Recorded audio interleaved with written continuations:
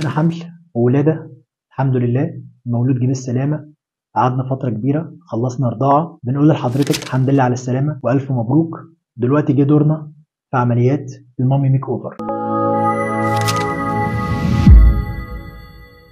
أنا دكتور أحمد الأدور، استشاري جراحات التجميل. هنتكلم معاكم في مصطلح المامي ميك أوفر.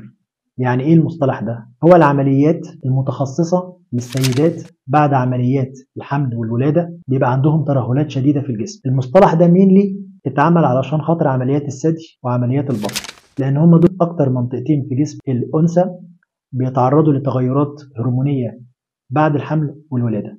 الثدي علشان خاطر الرضاعة المتكررة، والبطن علشان خاطر الحمل والولادات المتكررة. بيحصل إيه؟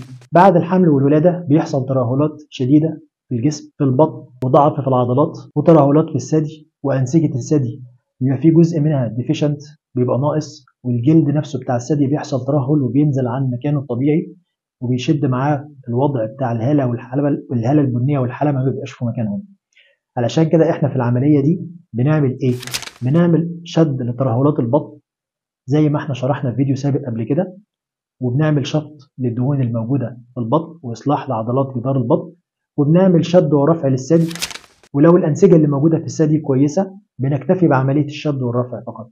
لو الأنسجة اللي في الثدي فيها نقص أو ديفيشنت بنحط مع الشد بتاع الثدي بنحط معاه حشوة سيليكون علشان خاطر نبرز الكونتور الجمالي بتاع الجسم. رجعي ثقتك بنفسك تاني في عمليات المامي ميك اوفر. ابعت لنا على رسائل الصفحه، تواصلي معانا على الارقام، واحنا هنقول لك الاجراء الطبي في العمليه اللي احنا بنعملها، عمليه المامي ميك اوفر.